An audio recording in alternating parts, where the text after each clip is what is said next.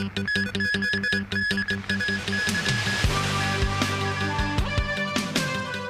Park giant panda Ying Ying gives birth to twins. And in Thailand, the parliament elects Thaksin Shinawat's youngest daughter as the country's prime minister.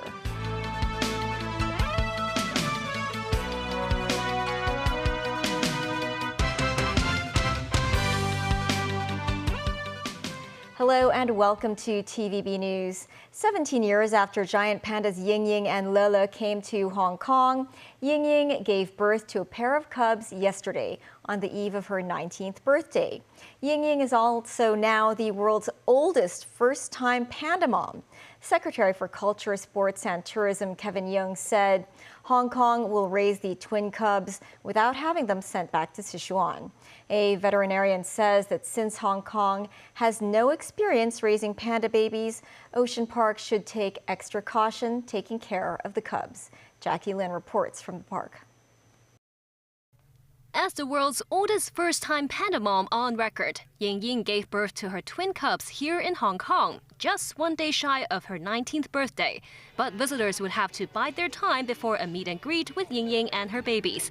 This as the giant panda adventure attraction will reopen to the public likely after a few months, while Ying Ying is recuperating. So I'm very happy with the panda, just newborn yesterday. That's why I come here today to celebrate Ying Ying's birthday. If they can stay in Hong Kong, I would love to see them every month. It's a shame, but it's so exciting. We would love to see them another time. We've heard the news about We've heard the news, super exciting. Those babies. Yeah, great for Hong Kong. We are very sad because we can see the panda. He is very hard to born his baby. If 19-year-old Ying Ying were a human, she would be around 60 years old. Panda's fertility normally ends at around the age of 20. Ying Ying's twin babies were conceived naturally after failing rounds of natural mating since 2011. In 2015, she was sent to Sichuan for artificial insemination, but that attempt also failed. 4 years ago, Ying Ying showed symptoms of pregnancy, but that was later found to be pseudo-pregnancy. Now, Hong Kong veterinary surgeon Florence Tang from the Chinese University of Hong Kong describes the twin panda cubs as a medical miracle.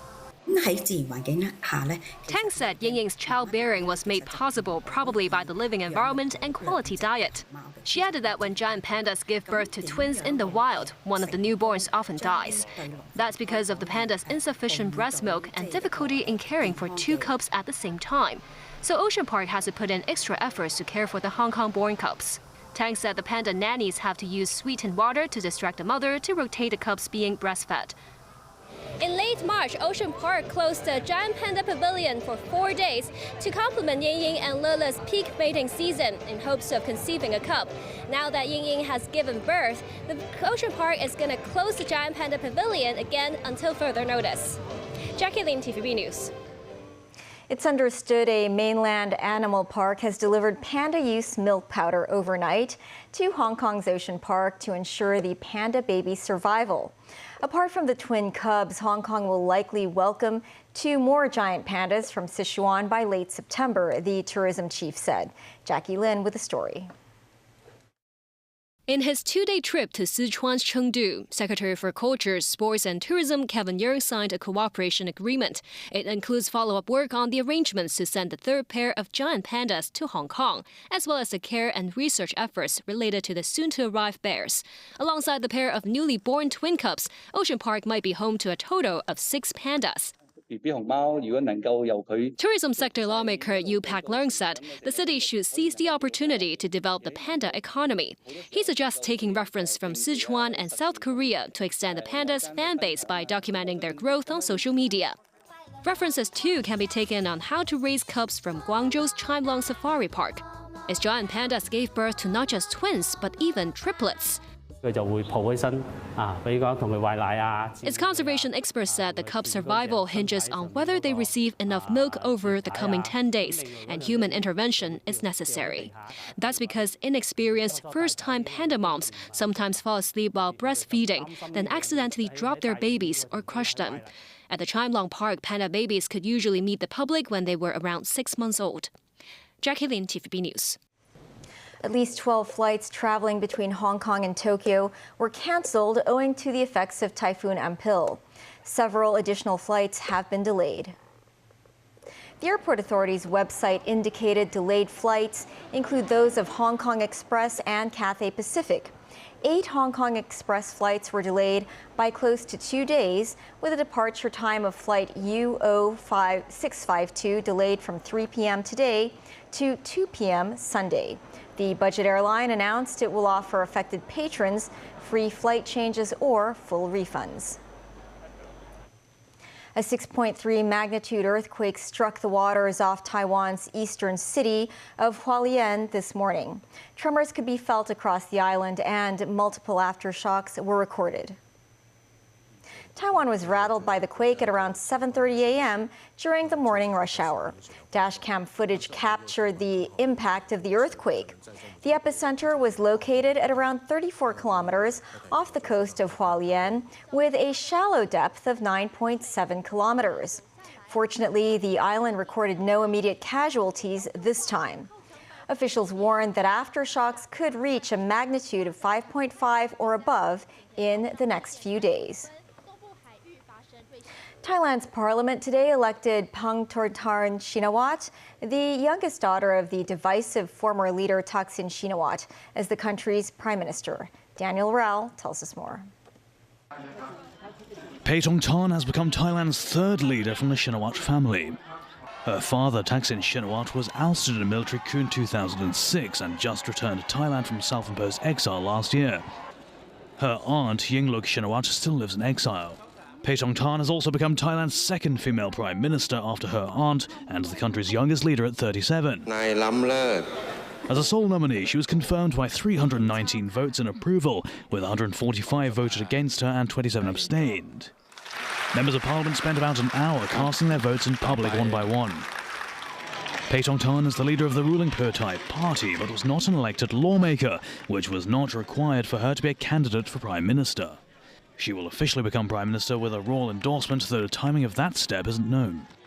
Paetongtarn received warm greetings and applause from members of her party before delivering her first speech after the parliament vote at the party's office in Bangkok. I talked to my family and I talked to a lot of people from my party, and I decided that it's about time to do something for the country and for the party as well. And I hope that I can do my best to, make the country go forward. That's what I try to do. And right now, of course, today I feel very honored and I feel very happy. Paetongtarn's nomination and election followed the removal of Prime Minister Srettha Thavisin on Wednesday after less than a year in office. Thailand's constitutional court found him guilty of a serious ethical breach regarding his appointment of a cabinet member who was jailed in connection with an alleged bribery attempt. Pheu Thai and its predecessors had won all national elections since 2001 with core populist policies pledging to solve economic problems and bridge income equality until it lost to the reformist move forward in 2023. It was, however, given a chance to form a government after Move Forward was prevented from taking power by the previous Senate, a military-appointed body. However, with Thailand trapped in a tumultuous cycle of coups and court rulings that have disbanded political parties and toppled multiple governments and prime ministers, Paetongtarn could be set for a tough stint in office. Dan Rao, TV News. Still ahead, Israeli military operations continue in the Gaza Strip as international mediators hold a new round of ceasefire talks. Immigration officers arrest 3 mainland photographers suspected of working illegally in Hong Kong. And GDP growth of 3.3% year-on-year in the city during the second quarter of the year.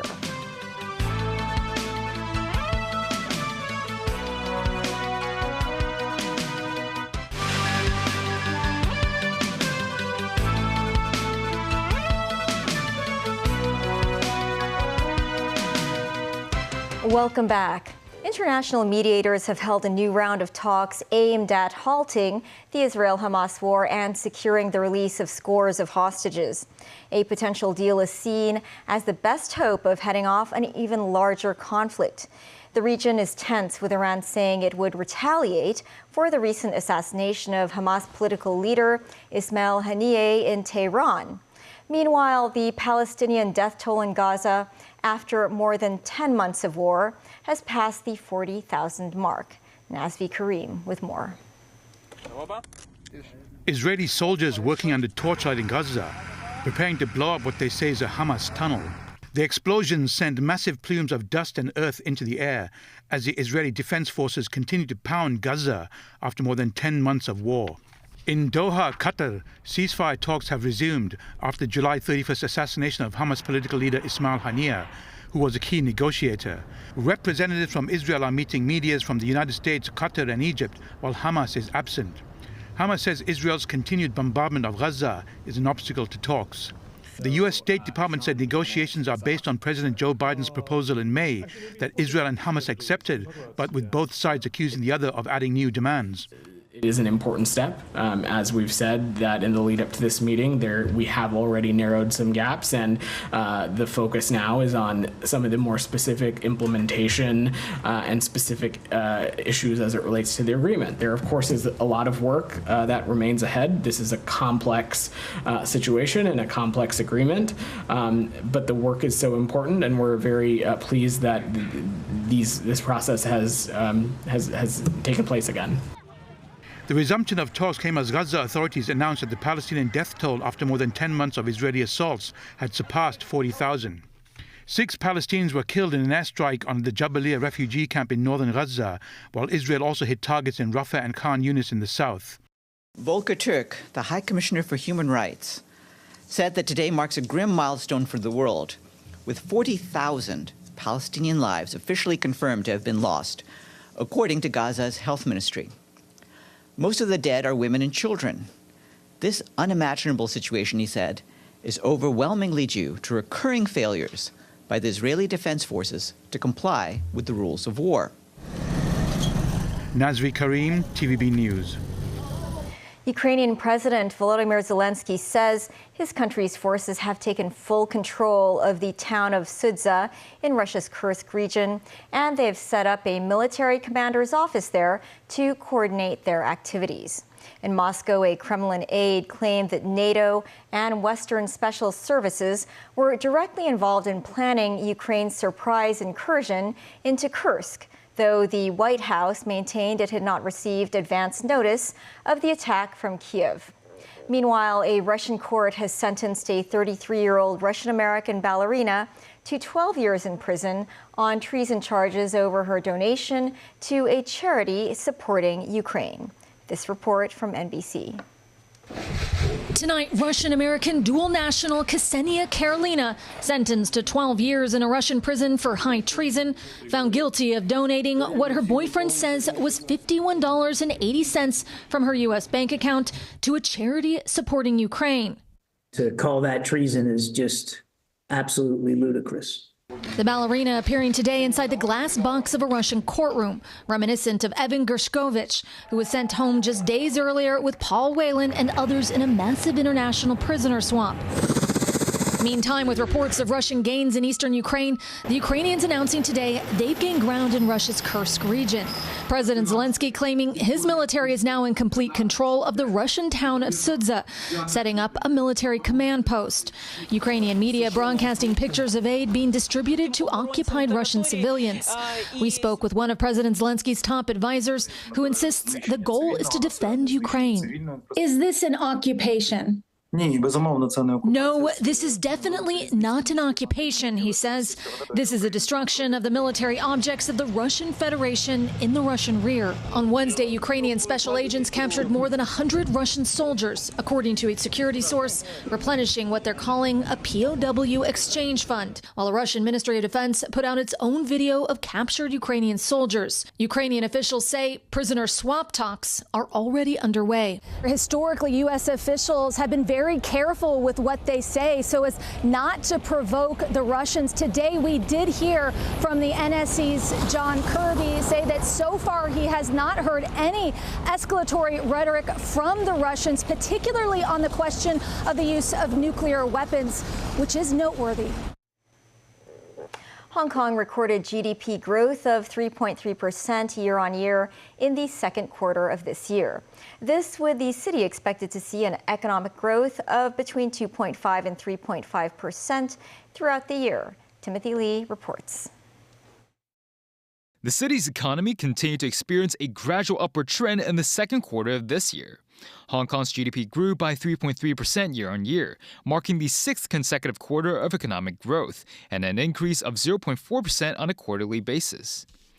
Total exports of goods continued to grow strongly by 7.5% year-on-year, sustained by external demand. Goods exported to both the mainland and the U.S. recorded growth. Overall, exports of services saw a decelerated growth of 1.4%, and exports of travel services dipped by 8.8%. This after the per capita consumption of overnight tourists declined to $5,400, a decrease of $2,000 year-on-year. Private consumption expenditure remains weak, recording a slight drop of 1.5% year-on-year. The Hong Kong government said while central authorities have rolled out measures benefiting the city, the SAR still has to adapt to changes in the consumption behavior of tourists. One of the major uncertainties facing the global economy as well as the Hong Kong economy is the U.S. economic growth and the consequential changes in the U.S. interest rates. And on the one hand, say if the U.S. economy decelerates more, of course, it will bode well for Hong Kong's exports. But at the same time, it also means that the interest rates in the U.S. will be cut more gradually, and this will have some adverse impacts on many other segments of the economy, including the consumption. The government expects further growth in the local economy, but uncertainties arise owing to the effects of geopolitical instability and the global economic situation. The city continues to forecast a GDP growth of between 2.5 and 3.5% throughout the year. Meanwhile, the city is sitting at an unemployment rate of 3%, with the figure being similar to that of the previous census. Timothy Lee, TVB News. The Immigration Department has arrested 3 mainland photographers on suspicion of working illegally in the city while posing as tourists. Authorities have also reminded the public they could be breaking the law by employing illegal workers. Timothy Lee tells us more. Tourists from the mainland may want to preserve their best memories in the city by taking pictures of themselves with Hong Kong's countless landmarks. On mainland social media, it's easy to find ads of mainland photographers who will accompany their clients to the SAR for wedding or personal photo shoots. Some of them even offer makeup and photo editing services, but their work in the city is not always legal. Between Wednesday and Thursday this week, the Immigration Department arrested 1 man and 2 women from the mainland aged between 25 and 30 who were suspected of working illegally as photographers. Immigration officers seized photography equipment, memory cards, as well as mobile phones during their operation. Authorities said the trio used social media to offer wedding and street photography services in Hong Kong for a price of between 1,000 and 1,500 yuan. Immigration officers posing as customers booked the mainland photographers for a photo shoot in Hong Kong. While the photographers were providing the service in the city, they were arrested. The Immigration Department reminded the public that anyone employing non-local photographers to work illegally in the city could be subject to legal consequences. It added that the hiring of illegal workers could result in a maximum sentence of 10 years in jail and a $500,000 fine. Meanwhile, with the growing trend of Hong Kongers hiring photographers to take wedding photos abroad, many raised concerns about its legality. Queen Lee, the manager of a local wedding planner company, said the rules are different depending on individual countries. She said most wedding planners would conduct research about their clients' preferred locations prior to their photo shoot sessions. She also reminded couples to carefully do their own research about relevant laws in their countries of choice. Timothy Lee, TVB News. That's the news. Thanks for watching. Have a great weekend.